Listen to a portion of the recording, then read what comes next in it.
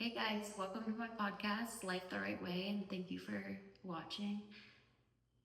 This episode today is deeply personal. Honestly, I wasn't even planning on recording tonight, but I'm sitting here after what was probably one of the best days of my life, and I needed to talk about it. Not because something huge happened, not because I won the lottery, not because I got some life changing phone call, but because today felt normal. For the first time in a very long time, normal felt beautiful. Today, I went on a walk with my kids.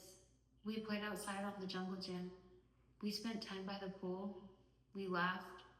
We stayed outside longer than we planned because nobody wanted the day to end. Afterward, we had a really nice dinner together, and later tonight, I made them a fruit tray and set out a little pajama party with snacks before bed.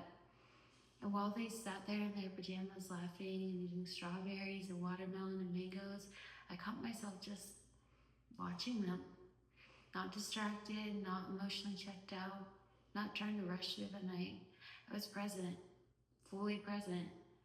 And I almost started crying because I realized something. A couple months ago, this day would have felt impossible to me. Not because I didn't love my children, but because I was drowning. And I think there's a lot of people that are drowning quietly. The kind of drowning where you still function, you still wake up, you still make bottles and lunches and doctor's appointments and bedtime routines. You still answer texts. You still show up to birthday parties. You still smile in pictures. But inside, you feel numb, disconnected, exhausted in a way that sleep just can't fix. I've dealt with postpartum depression and regular depression for the last 5 years, and I can honestly say that it's been the hardest season of my life. And I don't think people talk about the grief that can happen with motherhood when your reality doesn't match what you expected. Before I had kids, I wanted them so badly. I dreamed about being a mom. I pictured magical mornings and homemade pancakes and cuddles and happy memories and feeling fulfilled all the time. I thought motherhood would come naturally to me. I thought I'd instantly become the joyful, patient, emotionally present mom I imagined in my head. And then motherhood came, and instead of joy, a lot of the time I felt overwhelmed. I felt trapped sometimes. I felt overstimulated. I felt guilty constantly. I love my babies deeply, but I couldn't fully feel the joy of motherhood the way I thought I would. And that shame is heavy because nobody wants to say out loud, sometimes I'm struggling to enjoy this, especially when you know how blessed you are, especially when you know there are women praying for the children you have. So instead, you stay silent. You tell people you're tired, but you don't tell them that sometimes you emotionally just feel absent from your own life. You don't tell them that you feel like you're watching your own life through a window instead of actually living it. And for me, a lot of darkness followed me while I was living in Alaska. There were moments there where I truly didn't know if I wanted to keep going. The snow would fall softly outside, covering the roads and the trees and the rooftops until everything looked peaceful. But inside, nothing felt peaceful. I was exhausted in a way that sleep just couldn't fix. I smiled when people expected me to smile. I showed up when people expected me to show up. I went through the motions of life. But underneath it all, I was drowning quietly. Depression is strange because sometimes your life still looks fine on the outside. You still go to work. You still pay bills. You still take care of your kids. You answer messages. But internally, you feel heavy. Like you're carrying a backpack full of rocks everywhere you go. And eventually you become so used to surviving that you forgot what living actually feels like. There were nights in Alaska where I felt so alone and thought about ways that I could end it all. Nights where I cried so hard I couldn't breathe. Nights where the darkness felt convincing. And that's the terrifying thing about depression. It lies to you. It tells you this is forever. You'll never feel joy again. You're too broken. No one understands you. God forgot about you. But every single one of those things is a lie. Because even in the middle of my darkest moments, God was still there.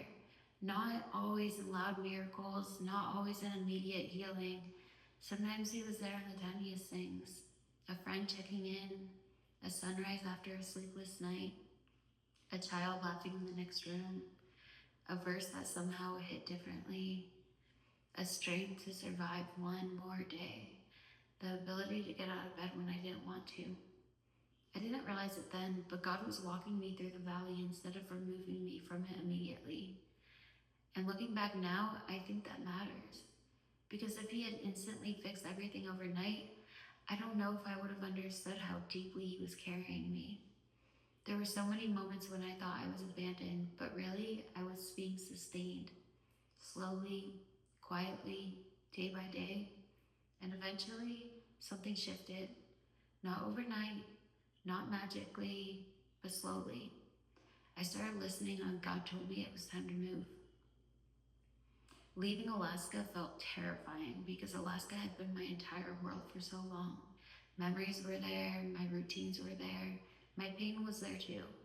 And sometimes we stay in places longer than we should because at least the pain is familiar. But eventually God started making it clear that I needed to let go of the place where I was dying emotionally. So I moved to Texas. And honestly, I thought I was just changing locations. I didn't realize I was stepping into healing. For the first time in a long time, I started breathing again. The sun felt warmer. Life felt quieter in my mind. I started laughing without forcing it. I started dreaming about the future again. I started taking care of myself again. I started noticing beauty again. And little by little, I started becoming present in my own life. Not perfect, not healed overnight, not suddenly free from every hard emotion, but alive again. And one day, it hit me. I didn't want to die anymore. That sentence still makes me emotional because there was a time just a few weeks ago where I genuinely thought I would never escape the darkness. I thought depression would own me forever. I thought I would always feel disconnected from myself, disconnected from motherhood, disconnected from joy, disconnected from God, but it didn't own me forever. God, he stayed, even when I was angry, even when I doubted him, even when I was numb, even when I wanted to give up, he stayed. And now, when I look back at that woman sitting in Alaska, crying and hopeless, I just want to hug her and say, hold on. Your life is about to change. You're going to feel sunlight again. You're going to laugh again. You're going to survive this. You're going to have days that feel beautiful again. God has not abandoned you. And honestly, that's why today mattered so much.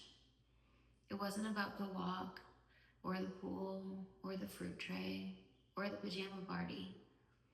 It was the realization that I was finally there for it. Mentally, emotionally, spiritually. I wasn't just surviving the day, I was living it. And if you're listening to this right now, and you're in a dark place, please hear me. Depression is not the end of your story. This season is not forever. You are not weak because you're struggling. You are not failing because you're overwhelmed.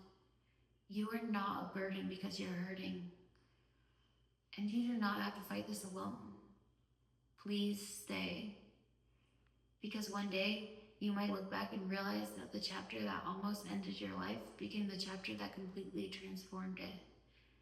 And if you are struggling with suicidal thoughts, please reach out to someone today. In the United States and Canada, call or text 988 to reach the Suicide and Crisis Lifeline. You can also visit the 988 Lifeline online for free confidential support 24/7. And friend, if no one has told you lately, I'm really glad you're here. Thank you guys for listening. I love you, and I hope you have a really good day today.